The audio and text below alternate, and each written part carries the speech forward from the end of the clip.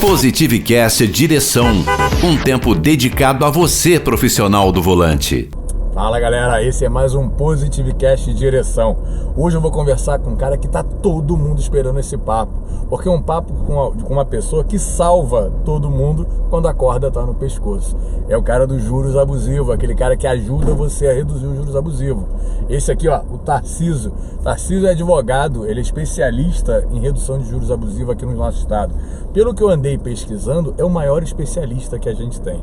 Então ele tem muito conteúdo para dividir com a gente. Tudo bom, Tarcísio? Como é que você tá? Ô, Denis, beleza? Tudo certo, tudo cara? Bem, graças a Deus, cara. Legal tu tá aqui, viu? Obrigado por ter conseguido um horário na sua agenda, que eu sei que você é um cara mega ocupado. Mas pra gente é muito importante esse papo, principalmente pra nossa audiência.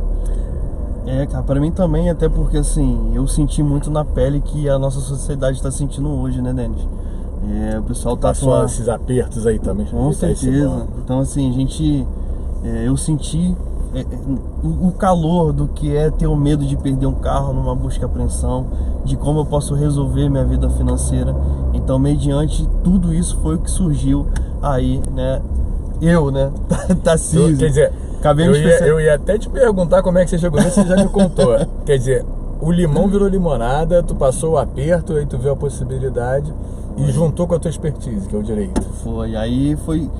Foi um passo a passo, né? Primeiro, na época, eu era militar do Exército Brasileiro, né? Ah, legal. E comprei na época, foi um Ideia Adventure em 2007 para 2008, financiado. Uhum. E a gente, na época, recebia um valor adequado, mas a gente jovem, né? Não tem aquela expertise de juntar o dinheiro.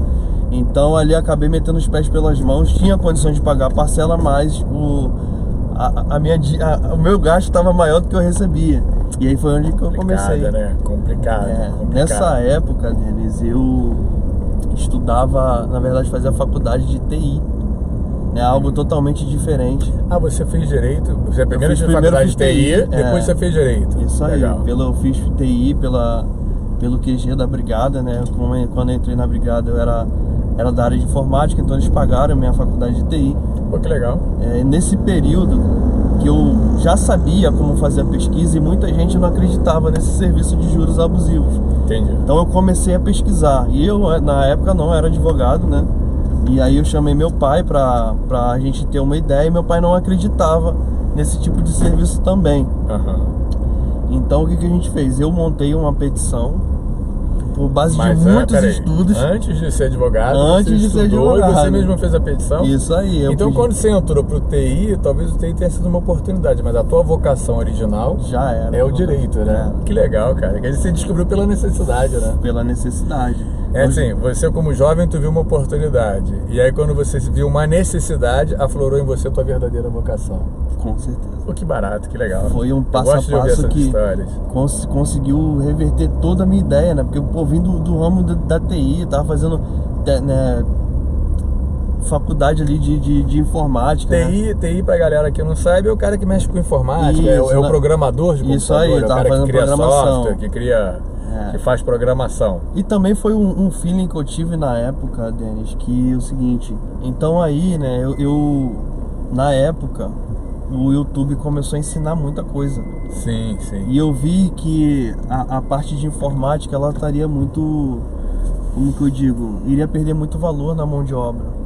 Então, juntando o útil ao agradável, eu comecei também a estudar contratos bancários. E foi onde que eu vi, né, dentro da minha necessidade. Você foi fazer uma pesquisa. Isso. E você viu que dentro dessa pesquisa, digamos assim, a faculdade que te ajudaria nisso e a outras pessoas também, é o direito. Quer dizer, se você fosse economista, tu entenderia bem o que o cara faz naquela HP35 quando ele enrola o cliente, né? O HP35, pra quem não sabe, é a calculadora. A calculadora aí, abre aspas, científica. Ela antigamente era muito científica. Hoje qualquer celular bom tem uma HP35. Né? Mas a HP35 era uma calculadora antiga da HP, fazia os cálculos científicos, as tabelas pró-ratas, tudo era feito ali. E ali porque a mecânica toda, né, começa quando o consumidor vai adquirir um bem E quem tá vendendo fala, não, isso aí, pô, é baratinho, os juros é baixinho e tal, e lasca a mão, né? É quando a gente cai na cilada, né? Cai na cilada, exatamente. A cilada no nosso ramo, que é a direção, que é o carro, que é a moto, que é o carro de trabalho, eu conheço bem, tenho várias histórias porque eu converso com muitos motoristas profissionais e quem não é profissional. Uma pergunta que é minha, eu fui divulgar que ia conversar contigo, e aí muita gente mandou pergunta, obviamente eu não vou conseguir fazer todas as perguntas, mas eu vou te encaminhar todas e os contatos. Sim. Depois você pode conversar com essas pessoas ou até transformar isso aí no material para tuas redes sociais, tá? Mas assim, uma pergunta minha, qual é o ramo que mais tem, qual é o produto, na verdade, que é mais consumido aí, que tem problema de juros abusivos? É o carro, é o imóvel, sabe, o que grita mais aí os olhos? Então, hoje a gente está com um problema muito grande. Inicialmente eu digo que é a parte de carro. Por quê? Porque todo mundo quer ter um carro e você acaba tendo uma facilidade maior de adquirir, né, realizar um financiamento veicular.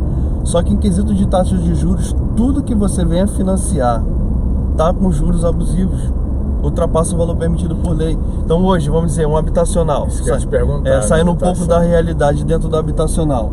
A maioria das modalidades de um financiamento habitacional, você faz, inicialmente você começa com valor e eles te dão uma tabela escalonada, e que vai começar a diminuir o valor do teu financiamento. Que vai caindo com o passar do tempo. Aí vem o aumento da taxa Selic. A taxa Selic, ela vai impactar também no teu financiamento durante o percurso. Quando você compra um imóvel habitacional, o valor é fixo, que vai diminuindo, porque quanto mais você vai aproximando do final, diminui os juros, o seguro, diminui tudo. Correto.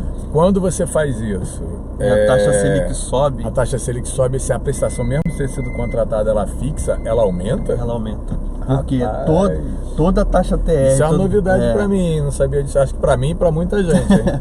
Toda a taxa Selic que... Isso eu acho que é uma novidade pra muita gente. É engraçado, né? Se diminui... Isso é uma novidade. Se diminui a taxa Selic, não diminui o valor, né?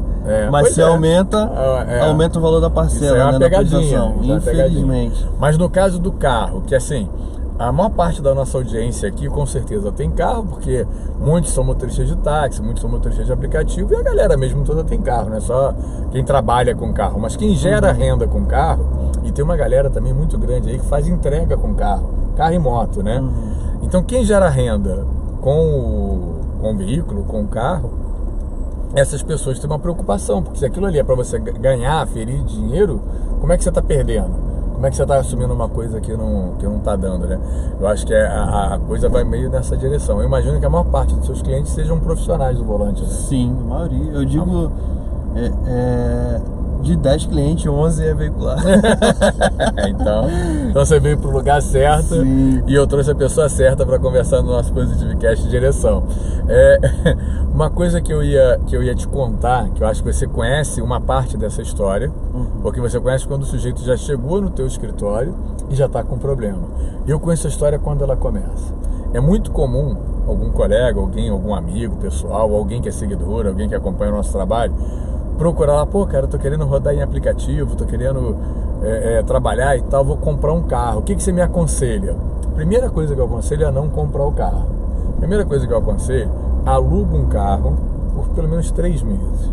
Experimenta. Não só que o carro alugado, ele fica meio apertado pro cara ganhar dinheiro. Sim. Mas livra ele de algumas responsabilidades que podem ser duradouras. Por exemplo, você compra um carro, você tem que fazer uma revisão, você tem que fazer o seguro, você tem que pagar o IPVA, você tem que mais a prestação. Quando você aluga, você está livre disso tudo e você tem só a locação. O problema é que a locação é alta, são outras questões. Alto, né? Mas você experimenta aquele estado de trabalho por 3 meses, que é um período de experiência. Se você conseguir se adaptar ao trabalho, porque o trabalho são muitas horas, tem coisas maravilhosas e tem coisas difíceis pra caramba. Se você conseguir se adaptar a isso, se você for uma pessoa adaptada a isso, se você conseguir ganhar dinheiro mesmo pagando tudo isso, você está apto para comprar um carro e botar ele para trabalhar. Mas tem um perfil das pessoas que procuram, que fala assim, mas eu já tenho um carrinho, eu tinha um emprego, eu tenho um carrinho ali e tal, eu vou botar meu carro para jogo ali, vou botar meu carro para rodar. Acontece um outro problema. Esse carro está precisando de uma revisão, está precisando e tal. Então, esse cara que botou esse carrinho para rodar, no primeiro mês, segundo, terceiro mês, o carro dele vai dar uma opção de problema que não daria no uso comum, mas no uso abusivo de trabalho ele vai dar. E esse cara troca esse carro. Aí ele entra lá na concessionária, pega esse carro que vale 40, entrega por 32, 33 mil. Ou menos. E ele vai para comprar um carro que seria, o certo seria comprar um de 50, 60 no máximo. Dobrar ali a dor de cabeça dele. Mas não, o vendedor, que é muito capacitado, muito gabaritado, o vendedor vai convencer a ele de comprar um carro de 100. Os carros estão muito caros.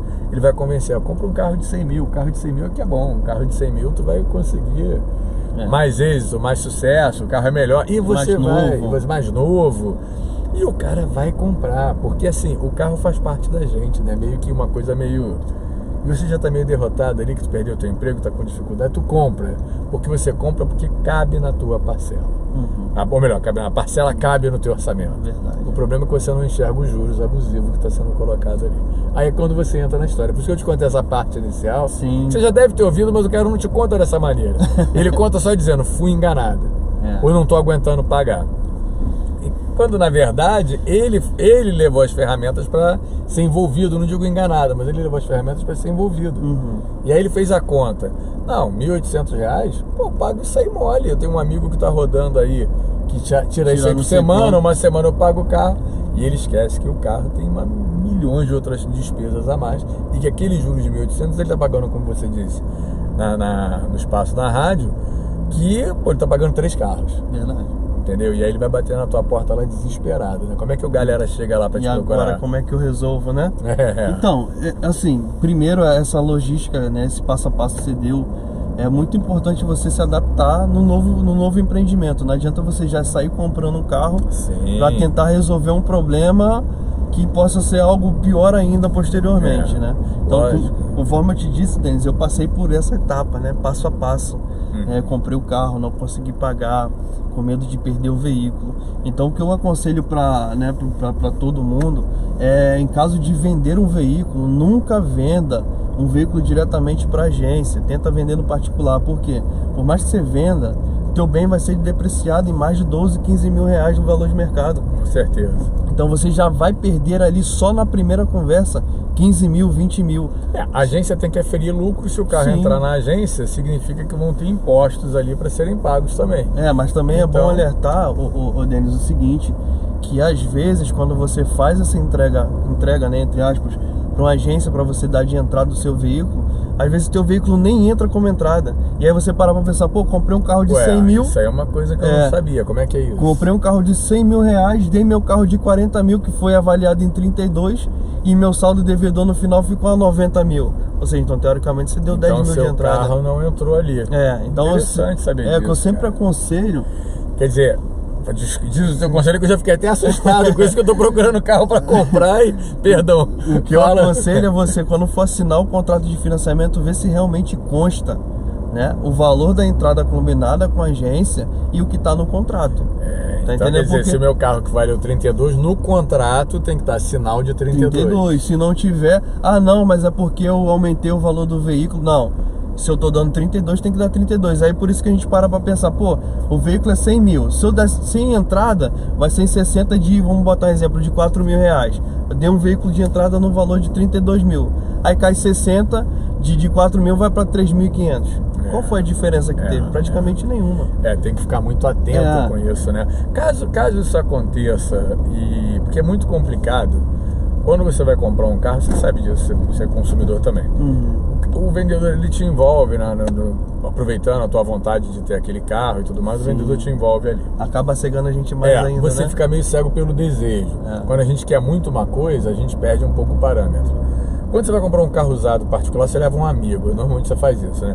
Aí aquele amigo, esse carro tá ruim e tal. Mas quando você vai numa concessionária, você leva a esposa. Ou um filho, ou uma filha. Se levar a esposa, o filho ou a filha, alguém muito próximo do teu ciclo de confiança mais próximo, e essa pessoa gostar do carro também, ferrou. Porque você compra pra te agradar e você compra pra agradar sua mulher, sua família, que é uma coisa normal. Então assim, você entra emocionalmente muito envolvido ali. E aí você passa desapercebido essas conferências de detalhe de contrato e tal. É uma coisa que me ocorreu agora. Existe algum suporte jurídico para a compra do carro? Cara, essa pergunta ela é muito boa, até porque eu sempre bato nos meus atendimentos. Por mais que hoje eu sei que a taxa de juros permitida por lei é exemplo, até 0,89%, de acordo com o permitido, ou até 1% no máximo, vamos lá. Mas se eu chegar na agência e falar que aquela taxa de juros está acima do valor permitido por lei, eu vou comprar? Pois é, o cara não vai mudar a regra dele para te agradar. Então nós somos aliciados a concordar com tudo que está escrito no contrato. A coisa é envolvente, cara. A coisa é envolvente. Isso aí. Então, inicialmente a gente tem que concordar com o contrato, se a gente aceitar para depois reclamar, né? E minha pergunta aqui também, essa é minha, daqui a pouco eu vou entrar na pergunta da galera que mandou aqui, que tem muita pergunta. Você, quando entrou, pagou a primeira, pagou a segunda, você já pode entrar com uma ação? Mesmo que esteja em dia, ou você precisa estar com a corda no pescoço? Vamos lá, Denis. Em que momento você pode discordar do contrato? É um dos contrato? mitos que muita gente tem na cabeça, tá? A partir do momento que você realizou um financiamento veicular, você pode fazer a revisão do seu contrato. Não preciso pagar 1, 2, 3, 4 parcelas. A lei não diz isso. Sim. A partir do momento que o contrato ele não é favorável para as partes, que é chamado do pacta da subservanda, que o contrato existe para ser cumprido, mas se uma das partes for lesada, pode ser feita a revisão. Então foi aquilo que eu te disse, inicialmente a gente teve que concordar com tudo que estava incluso ali dentro do contrato. Me senti lesado, eu já posso, mesmo sem pagar nenhuma parcela? Pode. Quer dizer, eu comprei o carro, tô felizão com o carro me agradou, o bem me agradou. Mas quando eu chego em casa, que eu vou rever meu orçamento, que eu vejo que aquele valor até teoricamente cabe no meu orçamento, mas que eu converso com o meu vizinho, e o meu vizinho fala, eu tenho um carro igual ao seu, paguei a mesma coisa, o meu tá com juros menor, você pode pedir uma revisão? Pode. Uma pergunta bem leiga. Juros, cada loja, cada concessionária, cada revendedor, cada pessoa que vai vender, ele pode trabalhar com o que ele quer? Eu posso escolher botar mais 10, mais 5, mais 2, mais 3? E na verdade as agências ela não tem legitimidade de trabalhar em cima da taxa de juros. Quem vai colocar a taxa de juros na verdade é a instituição financeira. Então o intermédio que a agência tem é de te vender o carro. Então hoje o perfil de taxa de juros ele é de acordo com o próprio consumidor. Então hoje se eu for comprar um veículo numa instituição e você for na mesma, a sua taxa de juros vai ser diferente da minha. O que vai mudar essa taxa de juros? O perfil do consumidor, a relação, que ele tem. Aí. Quer dizer, se eu sou autônomo, motorista de aplicativo, sou autônomo, os juros para mim é 1. Se eu sou funcionário federal, ganho 50 mil por mês, os juros dele é menor, porque ele dá menos risco. Verdade. O capitalismo nesse ponto é meio cruel, infelizmente, né? Porque eu estou precisando mais, porque eu sou motorista de aplicativo, pago mais caro. O sujeito que está precisando menos, a facilidade econômica para ele é maior. Isso é bem cruel, né? Infelizmente é bem cruel, né? Mas é bem cruel. É dentro do perfil, né? Eles botam um perfil que eles vêm discriminar a própria pessoa. Não, esse aqui tem condições. Você sabe que eu já vivi uma história pessoal muito interessante. Eu rodo com carro de aplicativo desde 2014. Eu já trabalhava antes como motorista executivo. Então eu sempre comprei carro. Como motorista executivo, então, na época era muito bem remunerado, você tinha que trocar de carro no máximo com 3 anos. Então você sai do game ali, que o cara que contrata um carro pagando caro, ele quer um carro novo. É um motorista e o carro tem que estar qualificado. Sim. O aplicativo você tem 8 anos, aí agora eles estão pensando em botar para 10, acho que chegou a 10 anos já o carro para rodar, mas no outro caso não. E aí uma vez eu fui comprar um carro e, como todo mundo com dificuldade e tudo mais, eu tive a necessidade de colocar no nome da minha esposa com carta branca para comprar o carro. Aí fui na loja, vi o carro, gostei e tal, o carro era bacana. Tive esse envolvimento que todo cliente tem, né, de gostar, de curtir. Peguei os dados dela, tinha os dados dela, dei pro cara, o cara na mesma hora, aprovamos a ficha imediatamente. Tela, né? Porque essa coisa de aprovar imediato é pra você não correr. Sim. Entendeu? Quanto mais rápido você finalizar a venda ali, melhor. Aprovou, já liguei pra ela, amor, carro maravilhoso, teu crédito tá aprovado, a parcela cabe, eu fiz o que todo mundo faz. Vou te trazer aqui agora só porque você vai ter que assinar algumas coisas. Marca amanhã, que bom que você encontrou um carro e tal. No dia seguinte eu levei minha esposa. Minha esposa é muito cuidadosa, muito mais até do que eu nesse ponto. E aí ela pegou e foi ler tudo que... Ela quis ler tudo que tinha sido feito na ausência dela com o nome dela. Tá certo. Mais que certo, né? E aí quando que não fazem. Ela não chegou lá onde é que eu assino, ela chegou lá onde é que eu leio, né? Que é o certo, ela fez o certo. Ela não foi a empolgada da história, eu era o empolgado. E aí quando ela foi ler, ela percebeu que o cara deu, além do contrato, ele deu a ficha que ele submeteu para aprovação, ele deu para ela ler. E até fazenda ele disse que ela tinha. Caramba! Ela tem imóvel próprio, tudo bem, tinha financiado, mas tinha. E que tinha uma fazenda, que tinha não sei o que ganhava não sei quanto. Não foi nada disso que eu disse para ele. Só para tentar aumentar. Entendeu? Ele só me pediu o CPF dela, mais nada.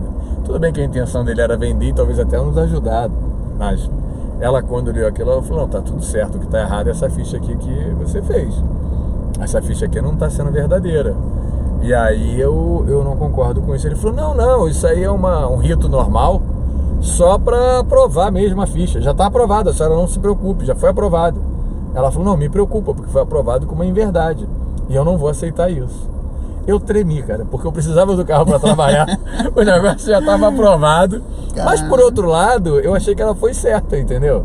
Ela não agiu contra mim, ela agiu a favor da nossa família. Ela fez o certo. E aí o cara, a ficha foi aprovada, mas ele teve que refazer tudo, ele bufou, ele xingou, já tá aprovado, não, mas faz outra, e com outra financeira, porque se essa já tá aprovada, nessa não adianta. Ele disse que não ia conseguir, ele tentou jogar a responsabilidade, ele tentou jogar o casal um contra o outro. Eu falei, amigo, olha só, cara, eu não posso perder a venda, eu posso até não gostar do que ela tá fazendo, mas o nome é dela, entendeu? Eu que vou pagar, mas é o nome dela. E o que ela tá fazendo, ela tá prevenindo. E aí foi feito e aprovou, a gente comprou o carro. Mas eu achei muito engraçado porque foi a primeira pessoa do inverso ali, né? Ela não caiu na pilha, né? Ela não caiu na pilha. Raro. Porque assim, eles acabam botando pra compor a renda, né? Subir. O banco dizer, não, pode vender, que isso aí tem bens, foi aquilo que a gente falou, né? Mas assim, vendo por um outro lado, quando o maior interesse do banco é te financiar. O maior interesse do cara é vender o carro. A responsabilidade dele acaba quando o banco paga ele o carro. Aí a responsabilidade é tua e do banco. Na verdade, dele também fica, porque ele foi o agenciador, né? Olha, que interessante. Como ele achava que acabou o problema dele ali. Não, ele fica junto, até porque, por exemplo, se existir qualquer dano no veículo... Galera, olha que Positivecast interessante. Se existir qualquer dano no veículo, por mais que só o banco fez o financiamento, a agência também entra no rol. Ela é solidária na responsabilidade. Ela entra. Caramba. Aí essas informações também... Essas informações que ele agregou no nome da sua esposa, né? Eles também responderiam, como que eles colocaram? Por mais que eu assinei, quem tem que me informar o que está sendo colocado, eu tenho que ler. Não, na verdade ela nem assinou, né? Eu só passei os dados, ele fez tudo, ela foi depois para ver que já estava aprovado. Talvez algum sistema online de aprovação ela teria que assinar aqui. Sim. Provavelmente pode ter sido isso. Porque o correto, todos os contratos, é quem está lhe apresentando lhe explicar cláusula por cláusula, mas vai acontecer? Mas não faz.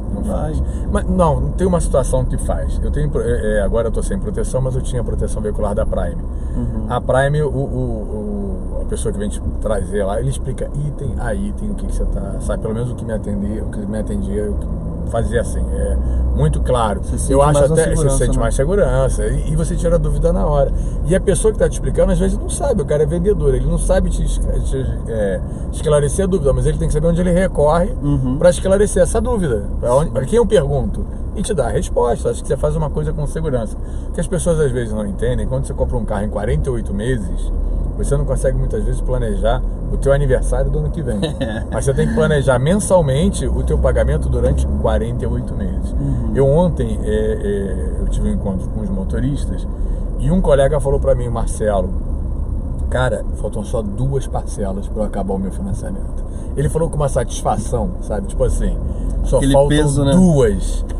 E eu falei, cara, cuidado que não vai sair correndo para comprar outro carro, porque você suportou isso aí, avalia se teu carro tá bom para você continuar trabalhando, se vale a pena você fazer essa troca agora, porque não vou trocar não, vou segurar aqui que realmente meu carro ainda tá bom e tal. Pois é, se deixar, ele entra propositalmente, não, ele entra porque ele vai ver uma propaganda, marcha, né? Sim. Ele vai ver uma maneira de, quero um outro carro, vou comprar um outro carro e tal. Eu vou catar uma sombrinha aqui pra gente parar, porque eu quero te fazer as perguntas, mas tá no meu celular. Galera, sempre que quiser mandar qualquer dúvida, tem as pílulas semanais aí, elas agora não estão rodando, porque eu sou candidato a deputado federal e aí pela lei eleitoral teve que sair do ar. Mas pode mandar as perguntas, porque no YouTube a gente está aqui o tempo todo e a gente pode responder isso todas as vezes que a gente tiver um convidado. Você vai mandar sempre para o telefone 21, que é o código de área do Rio de Janeiro, 9999-080373. E foi assim que vários colegas mandaram perguntas para você. Eu tive que parar aqui porque com o carro andando eu não vou poder ver. Deixa eu pegar o celular. Caiu? Caiu aqui. Ah, beleza. Eu vou pegar aqui o celular que as perguntas estão aqui. A gente está bem parado. Então tá beleza. Vamos lá. Peraí. Bom, teve alguns colegas que mandaram por áudio as perguntas. Só que assim, não daria para eu ouvir todos os áudios agora, então vou fazer as perguntas de quem mandou escrito, tá bom? E uma das pessoas que mandou essa pergunta foi o Jorge Paim, ele é de Ramos. Ele fez a seguinte pergunta. Pera aí. Advogado, análise com cuidado, bom. Ele já não fez nenhuma pergunta, ele fez uma afirmativa, que eu acho legal tu responder. Desculpa a franqueza, mas a minha relação com os motoristas é assim, é muito franca. Amigo, por que todas essas empresas que fazem redução de juros abusivos, me parece que são empresas trambiqueiras? Por que Desculpa essa pergunta. Não, tem que começar a ser o pinga-fogo. Ele não está afirmando que a tua empresa mas ele tem essa sensação como consumidor, o Jorge Paim, que todas as empresas desse ramo são trambiqueiras. Por que ele tem essa sensação? Então vamos lá, Jorge, né? Jorge, o que acontece? Infelizmente, esse tipo de empresa, devido à quantidade de financiamento veicular que existe, está nascendo cada dia mais. E o que eles acabam oferecendo? Eles acabam oferecendo uma facilidade que na verdade não é. Então existe o quesito do extrajudicial e do judicial. Eles dizem que o extrajudicial é bem mais favorável para você e acaba não te contando toda a verdade. Qual seria toda a verdade? No extrajudicial, teu carro pode entrar em busca e apreensão, seu nome vai sujar, existe um risco de um bloqueio judicial de placa do veículo. Tá? Então isso aí tem que ser transparecido para o cliente. E no extrajudicial, se existir esse tipo de processo contra o cliente, vai ter defesa? Não. Quero que vocês entendam que o extrajudicial não é algo muito grande dentro do judiciário. Então o que o pessoal acaba confundindo, Denis, é que o extrajudicial, extra, a palavra extra... Parece que é uma coisa que é big, não é? Infelizmente, é apenas uma negociação que essas assessorias fazem. Então, se você vem me contratar para eu fazer uma negociação, é mais fácil você continuar, mesmo você fazendo essa negociação. E qual é o meu diferencial? Eu trabalho exclusivamente com processo judicial. Estou desde 2014 no ramo, tá, Denis? E graças a Deus, todos os nossos clientes estão satisfeitos. Eu recomendo para todos que venham procurar qualquer assessoria jurídica no ramo, inclusive a minha, caso você venha procurar, entra na internet, entra ali no Reclame Aqui, pesquisa a idoneidade da empresa. É uma coisa legal. É uma boa ferramenta. Isso aí, faz uma pesquisa de campo para ver se realmente aquele profissional da área está realmente fazendo o serviço adequado para cada consumidor, para cada cliente que tem aquele problema ser resolvido. Não ter reclamação ali é bom. Ter reclamação e ter uma justificativa plausível é bom também, porque às vezes é um erro de interpretação. Isso acontece também. Isso que você comentou responde à dúvida do Robson Soares. O Robson Soares também falou sobre isso. E você já respondeu que seria a diferenciação entre o extrajudicial e o judicial. Mas ele tem uma outra dúvida. A dúvida do Robson é o seguinte: o STF já falou sobre essa matéria. E como é que ficou essa questão do STF? Mesmo com o posicionamento do STF, é possível e é necessário fazer as ações judiciais para redução dos juros? Na verdade, veio dois quesitos, né? O STF martelou esse quesito da revisão contratual. Por mais que seja um recurso repetitivo, ele acaba padronizando todo o seu conteúdo da sua matéria. Então vamos dizer, se ultrapassa a taxa de juros permitida por lei, infelizmente você não vai conseguir prosseguir com a ação. E hoje no Brasil, todas as instituições financeiras ultrapassam o valor permitido por lei. Então, óbvio, o Supremo Tribunal Federal, ele padronizou, dizendo que caso realmente ultrapasse aquele valor permitido por lei, possa continuar fazendo a revisão. Se não ultrapassou, não tem como, que aí cairia no quesito de má fé. Entendi. Aí veio o Supremo Tribunal de Justiça há pouco tempo e falou sobre a busca e apreensão. Eu ia perguntar isso agora, que é uma pergunta do Carlos Diogo. Isso. O Supremo Tribunal de Justiça, ele disse que os processos em buscas e apreensões não poderiam mais prosseguir. Mas vamos lá. O entendimento dele é o seguinte: caso a notificação extrajudicial, botando no nosso vocabulário, o que seria a notificação extrajudicial? É uma carta que é encaminhada para o réu, ou seja, para o devedor, para ele ter ciência daquela dívida. Vamos dizer que o seu vizinho receba essa carta. Então, se o seu vizinho recebeu, ou qualquer outra pessoa que não seja você, o processo de busca e apreensão não deva prosseguir, não tenha que ter andamento processual. O Carlos Diogo fez a seguinte pergunta, eu achei bem interessante. Ele já está com uma ação, não perguntei qual é o escritório, se é com o seu, com outro, mas ele recebeu uma orientação que é para ele tirar o veículo dele, não guardar o veículo dele no endereço que está no contrato dele. Sim, vamos lá. Isso é uma orientação correta? Isso não é correto? Tem alguma sanção para ele não entregar esse veículo, ele esconder? Bateu alguém na porta dele, ele abriu a porta. Pô, eu sou o Carlos. Seu veículo, não sei, ele pode fazer isso? Como é que isso funciona? Pode, até porque ele não pode, né, realizar prova ao contrário a ele mesmo. Então vamos lá, se ele veio, o oficial de justiça compareceu na casa dele e ele está com uma ação defendendo e o veículo não está lá por orientação do advogado, a resposta dele vai ser sempre a mesma. Que seria, meu carro não está aqui, eu tô com uma ação. Mas se ele não tiver com ação nenhuma, aí ele tá ferrado. Então, é isso que eu te falo, o extrajudicial é onde que prejudica. Entendi. Se não tem nada que defende ele... Tudo eu não sabia, eu tô aprendendo muito hoje Se aqui. nada defende ele, infelizmente, ele vai acabar tomando algumas sanções jurídicas. Por exemplo, no mundo judiciário, por que... Qual é o nome O colega Carlos Diogo. Por que o Carlos Diogo parou de pagar? Excelência, o Carlos Diogo parou de pagar porque a lei diz isso e hoje ele está pedindo a revisão do contrato. Se não tem isso, se não tem um processo judicial, não tem nada que ampare ele legalmente. Quer dizer, o ato judiciário aí, no caso, é um ato cívico. Sim. Ele está civicamente dizendo, eu sou uma pessoa de bem, eu quero pagar minhas despesas, só que estão me cobrando um valor absurdo. E um valor absurdo, eu concordei porque eu me encantei pelo aquele veículo e era uma necessidade minha.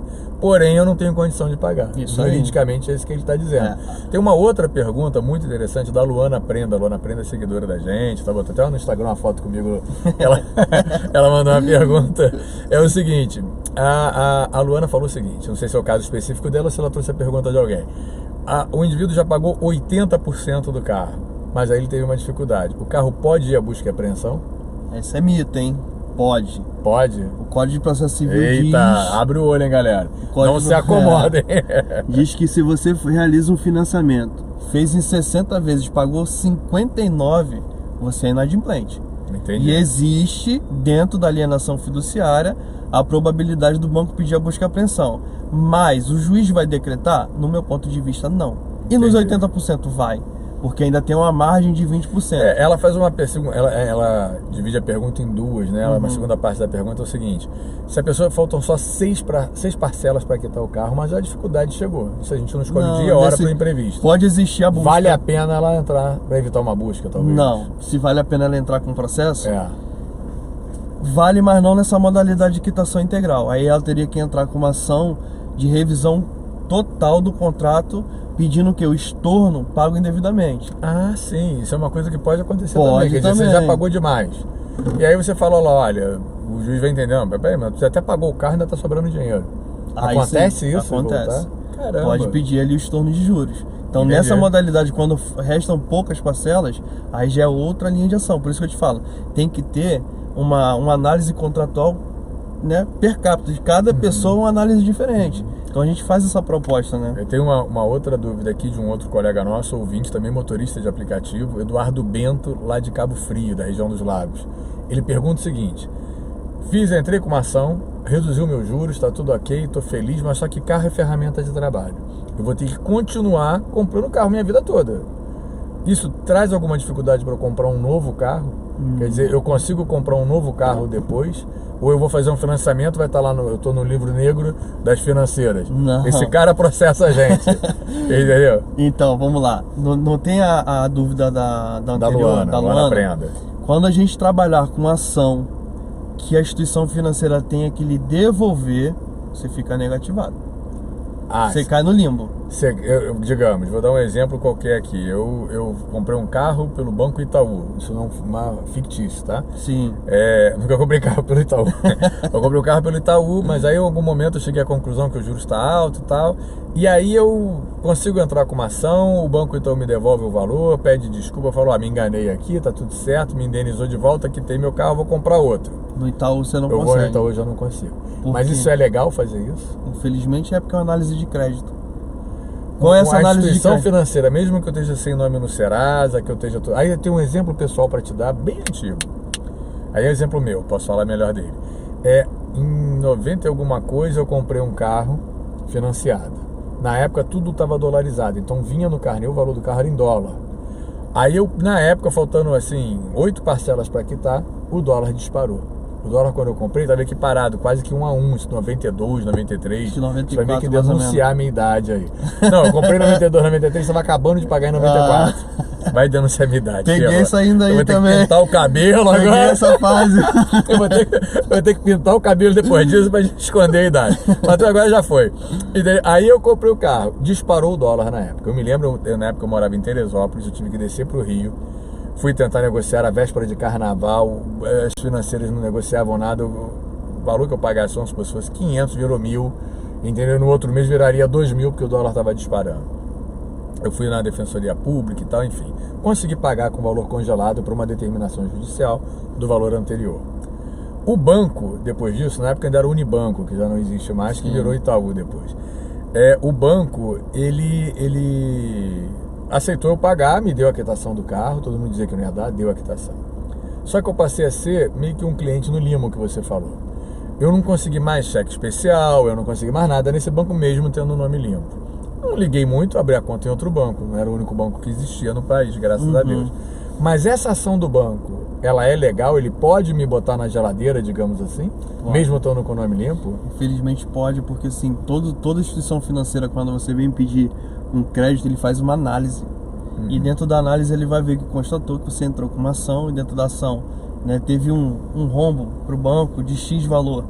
Então ele vai pensar assim, olha, se a gente liberar para esse cliente de novo, ele vai fazer a mesma coisa.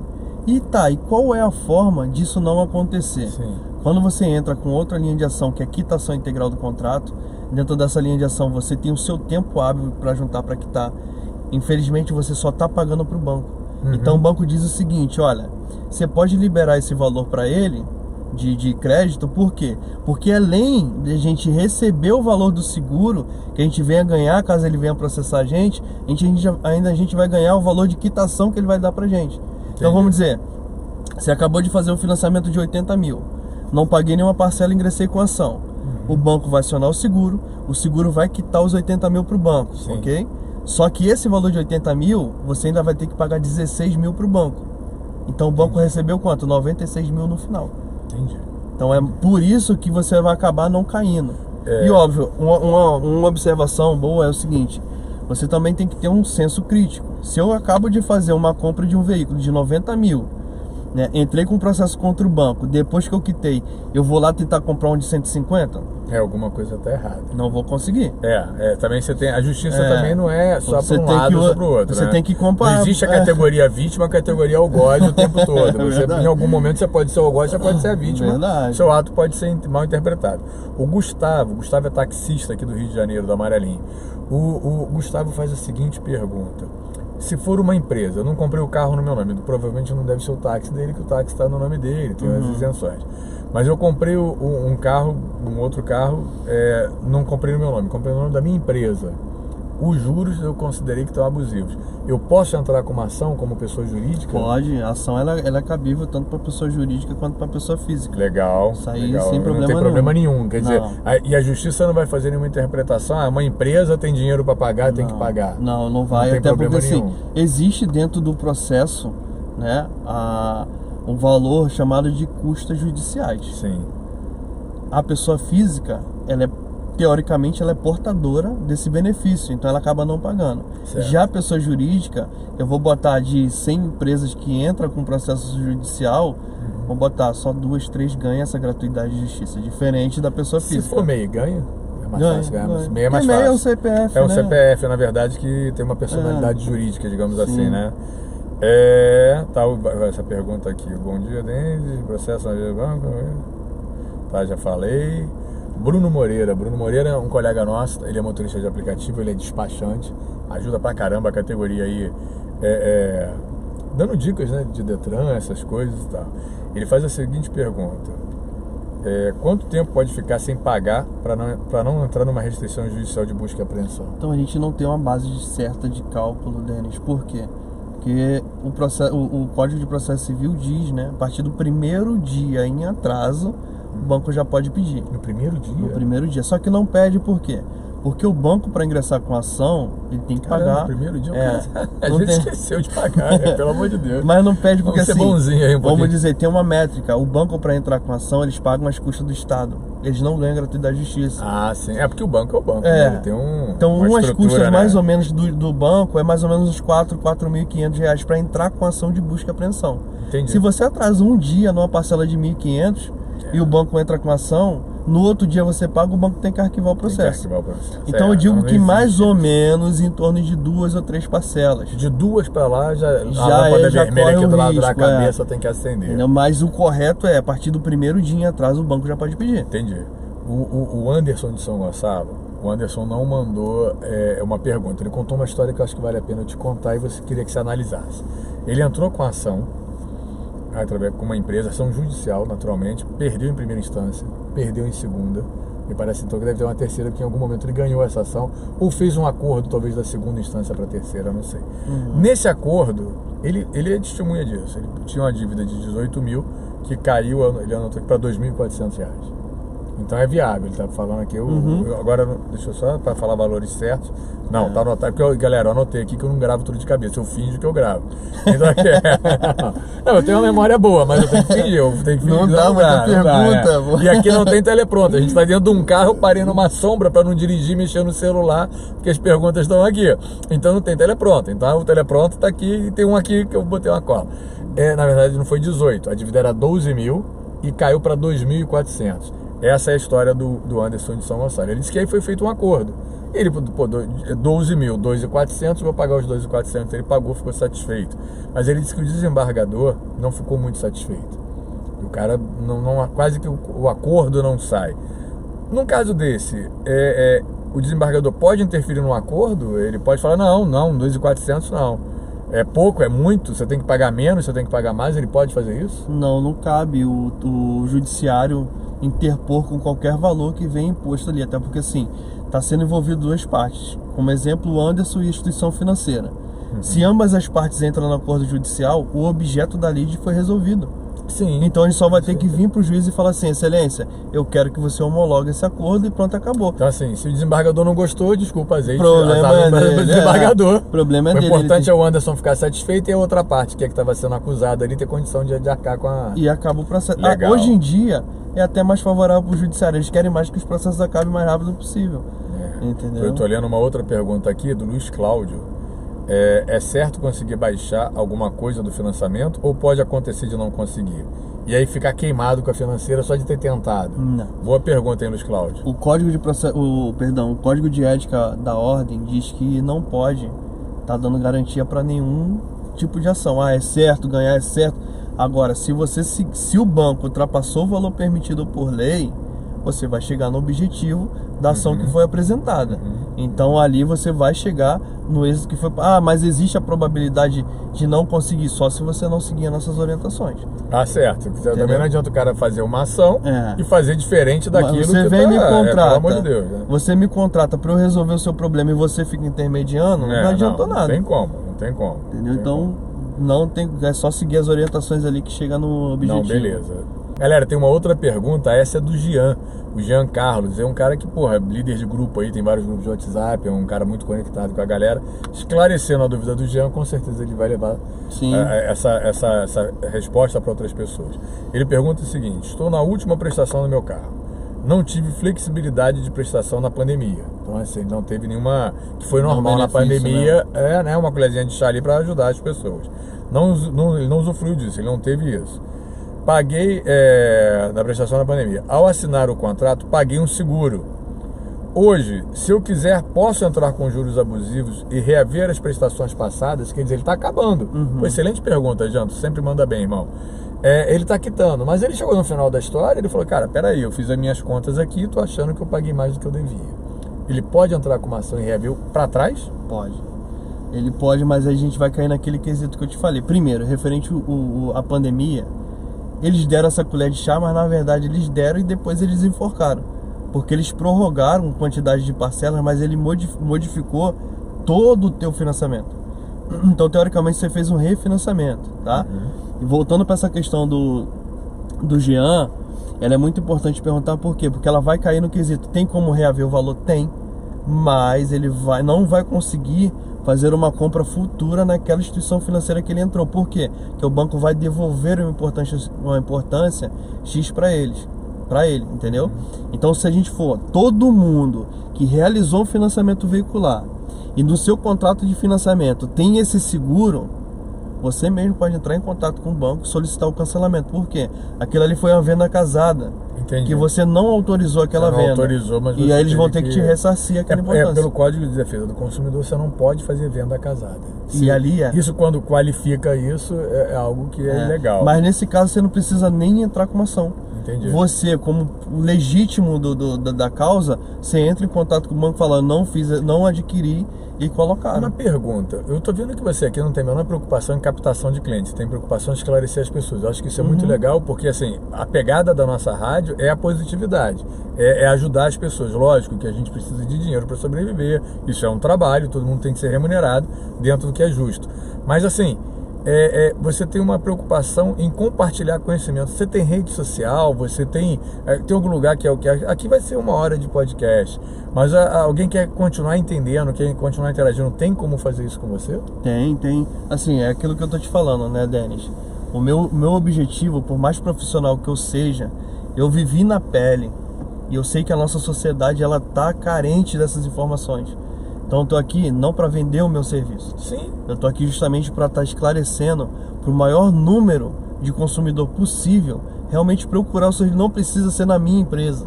Sim, qualquer uma empresa que trabalha. Eu percebi isso em você, entendeu? Por isso que eu tô te puxando para esse lado. Porque você não tem até uma sugestão, cria rápido. Porque, verdade, sabe, a pessoa ir lá e te catucar, porque é um material. Eu faço muito isso. O meu trabalho é muito institucional, quer dizer, eu ajudo as pessoas e eu não tenho remuneração por isso. Então, o que eu faço? As dúvidas que as pessoas me trazem, eu levo para esclarecer no âmbito maior, em grupos de WhatsApp, em rede social, eu vou fazendo assim, porque é uma maneira de multiplicar o conhecimento, entendeu? Sim. E no fundo, falei isso no outro dia aqui, a palavra que a gente mais fala hoje é compartilhar por causa das redes sociais.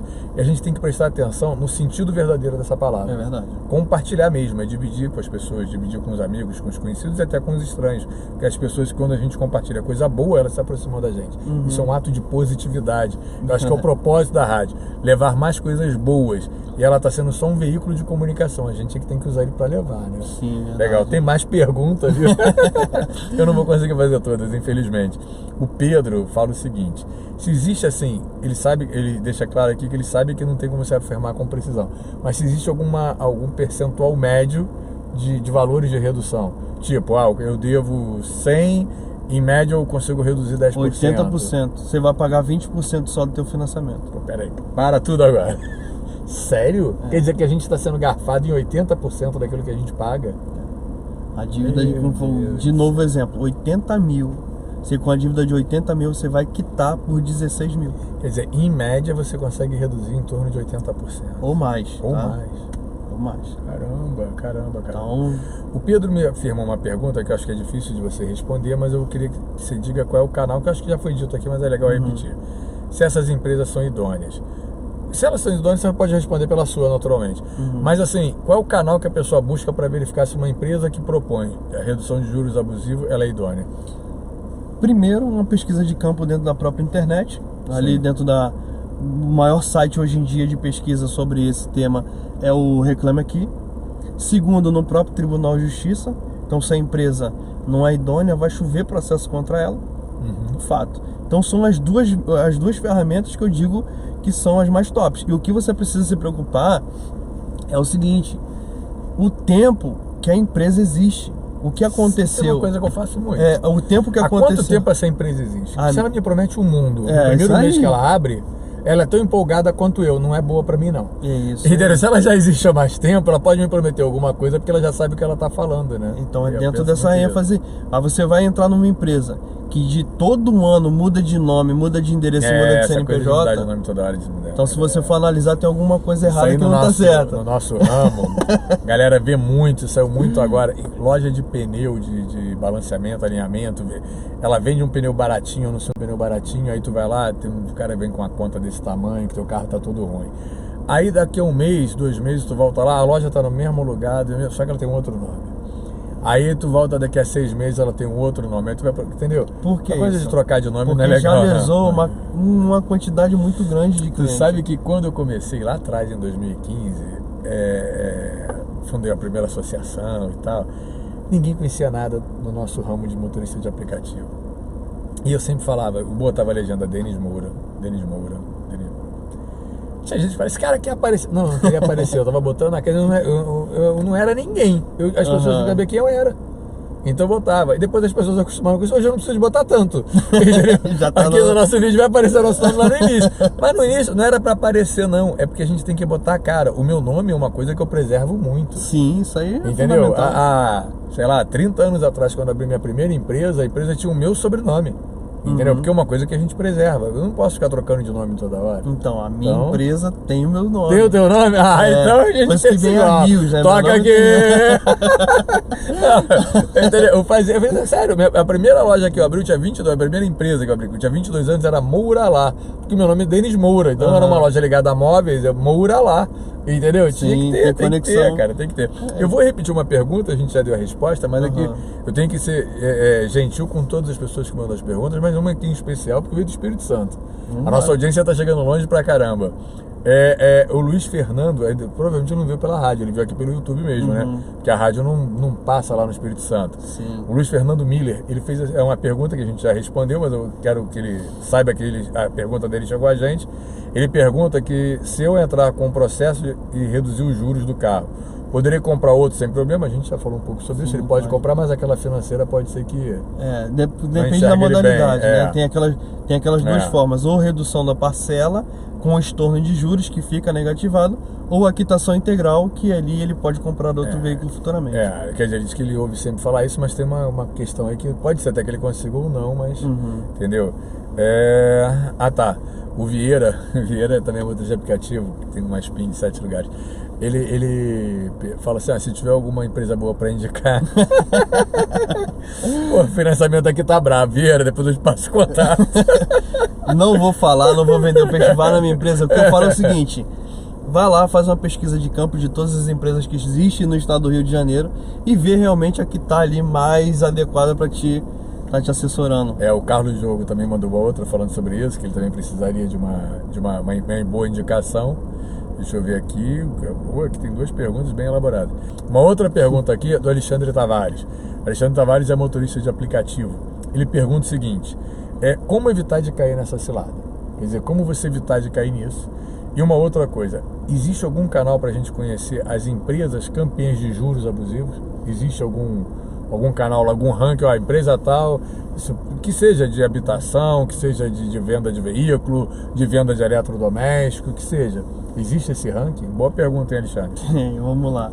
Como é que você pode identificar? Primeiro, todas as vezes, antes de assinar o contrato de financiamento, ver tudo aqui, principalmente a primeira folha. O que está sendo colocado ali?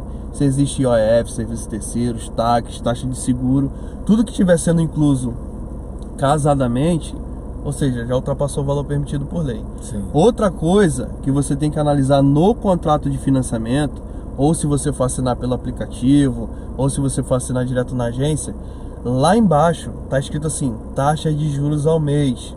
Se ultrapassar 0,89% ao mês, já está acima do valor permitido por lei. E aí você faz uma análise simples. Mas como é que calcula essa taxa de juros? Por exemplo, eu pego, vamos dar um exemplo, falar em valores redondos, tá? Só para você poder me orientar e orientar as pessoas. Meu carro custa 100 mil, eu dou 50, eu tenho que financiar 50. Você já disse que é importante eu ver se nesse contrato o meu carro de 50 mil, que entrou valendo 50, consta como uma entrada de 50. Verifiquei, tá ok, minha entrada foi 50. Meu saldo devedor é 50. Eu vou falar números redondos para ficar fácil. Eu assumi uma parcela de 50 vezes. A minha conta como leigo, 50 mil dividido por 50, 1.000 por mês.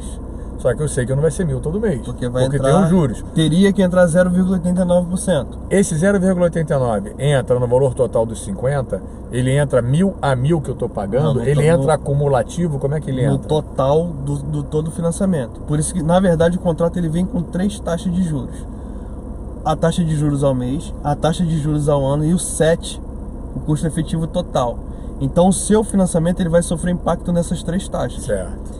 Se a taxa de juros anual você dividir por 12, uma matemática simples, não bateu 0,89% ao mês, já ultrapassou o valor permitido por lei. A taxa de juros anual. Então no contrato vai estar escrito lá qual é a taxa de juros anual. Se dividir ela por 12, ela tem que bater o valor dos juros. Que então, não vai bater. Assim, você explicou e eu me considero uma pessoa inteligente. Eu imagino que eu teria uma dificuldade de calcular 3 taxas de juros e tal. Mas essa dica é excelente.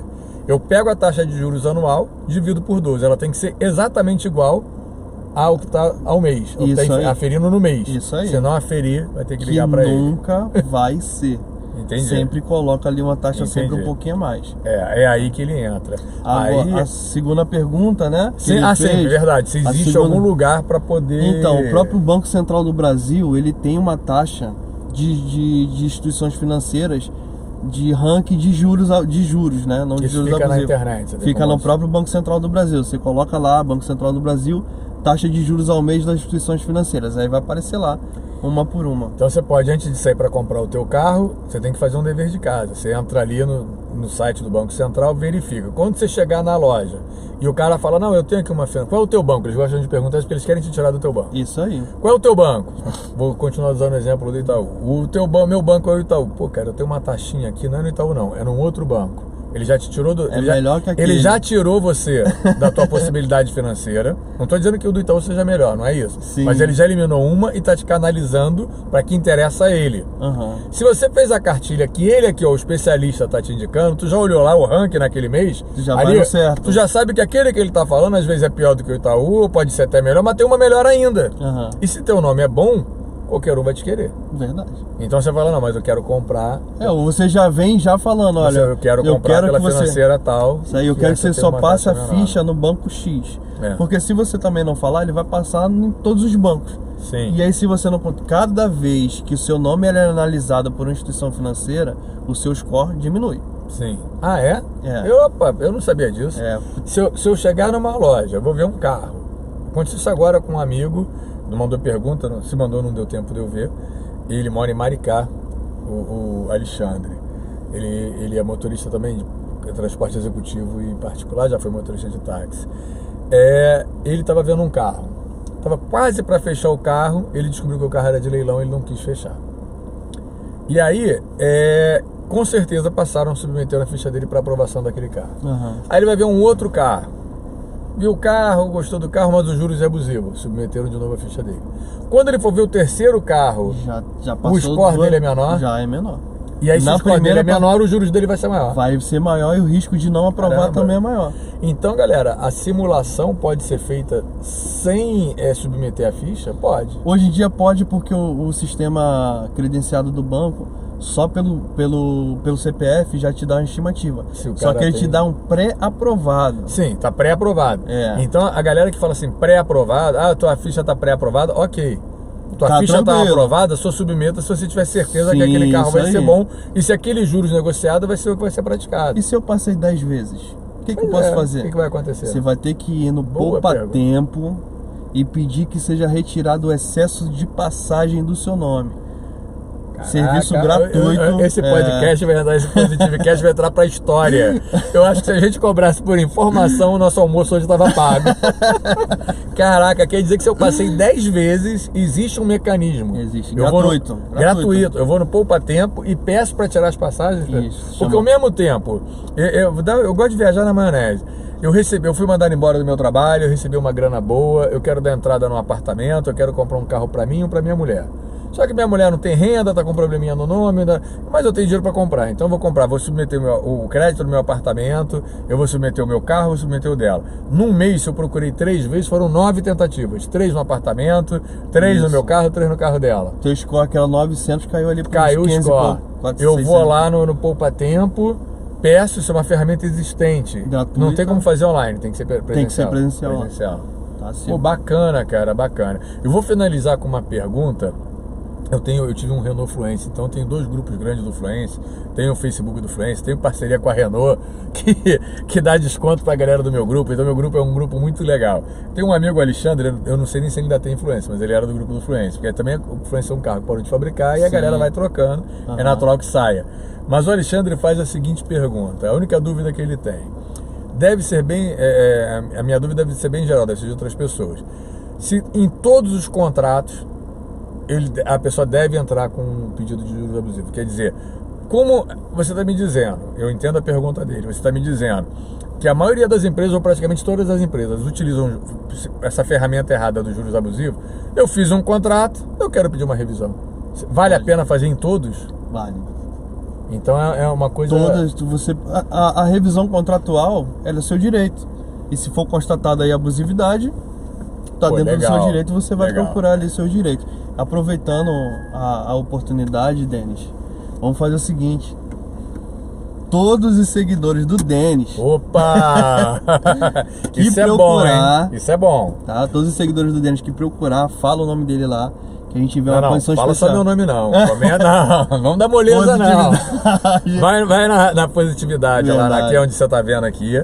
Compartilha com alguém. Isso. Comenta e coloca: olha, eu gostaria de uma senha para pedir um desconto. Eu vou combinar uma senha secreta com ele. Fechou? Então, beleza. Porque senão, rapaz, meu nome é falado demais, entendeu? Não. Entendeu? E ó, galera, deixar claro aqui que comigo a coisa é às claras, não tem comissão não, tá? É só tipo... Ele tá fazendo isso pros ouvintes mesmo. Então assim, se tivesse também não seria nada demais não, mas eu tô falando que eu não tenho, porque assim, eu não sou um especialista nesse assunto, pra eu também estar intermediando alguma coisa ali. Então só ganhar pela influência, acho que não é legal não. Pelo menos pra mim não é. Mas então, vai procurar ele, mas vai me pedir uma senha, vai vir no meu zap, vai mandar um zap pra mim ou vai botar no comentário da rádio. Da rádio não, aqui do vídeo, no YouTube. Eu vou divulgar isso no Instagram também, nos meus grupos, que eu tenho muitos grupos. Ó, me pediu uma senha, vou combinar uma senha com ele, vai mandar a senha. Falou, ó, pra até ele ter uma métrica pra gente saber o quantas pessoas estão realmente precisando, quantas ouviram a gente, quantas chegaram até esse ponto. A gente tá praticamente acabando, já botei o cinto, entendeu? Mas dessa vez o Positivecast teve uma pegada diferente, eu tive que parar o carro, porque eu mal comentei em alguns grupos que você viria e você vê a quantidade de perguntas, eu não tô respondendo a todo mundo. Eu com certeza vai ter uma galera que vai me dar uma bronca. Vai, pô, tu não falou da minha pergunta e tal. Então também, se eu botar a pergunta aqui na rádio, no chat de perguntas aqui do YouTube, eu encaminho pra ele, eu marco ele, eu peço pra ele ver. A gente tinha te perguntado das redes sociais. Isso. Se você quiser dar suas redes sociais, isso é legal, porque as pessoas vão ter como te localizar. Vamos lá, pessoal. Se tiver qualquer dúvida, você pode me procurar na minha rede social, tá? Instagram, tarcisio.ufc. Qualquer dúvida que você tiver, pode mandar lá, que eu vou estar tirando o maior número de dúvida possível. Show de bola, show de bola, show de bola. Eu vou pedir para colocar também na descrição do vídeo, e eu depois até boto no comentário também, peço para fixar em cima, a tua rede social onde pode tirar algumas dúvidas. E vou botar um textinho falando desse desconto que você está oferecendo para nossa audiência, mas eu vou combinar uma senha, não é só... Tem que colocar, senão... Vou verificar, comentou no vídeo, compartilhou o vídeo, ok, vai ter lá o desconto, tá bom? Galera, esse foi mais um Positivecast Direção. Eu acho assim que cada dia que a gente grava isso, cada dia que eu tô no lugar que eu mais gosto, que é na direção, que é dirigindo, que eu tenho um convidado aqui, eu tô trazendo uma coisa mais positiva, mais bacana. Hoje a gente teve a oportunidade de aprender muito, porque a gente compra carro, a gente compra coisas, a gente precisa de coisas o tempo todo e a gente não pode só agir emocionalmente, a gente tem que agir racionalmente. E quando o nosso racional não funciona bem, a gente contrata alguém para nos ajudar. Eu acho que isso é fundamental. Espero que vocês tenham gostado. Não deixa de acompanhar a gente. Irmão, muito obrigado pela tua presença. Acabei de fazer um amigo agora, porque eu ainda não o conhecia. Acabei de fazer um amigo. Foi muito bom.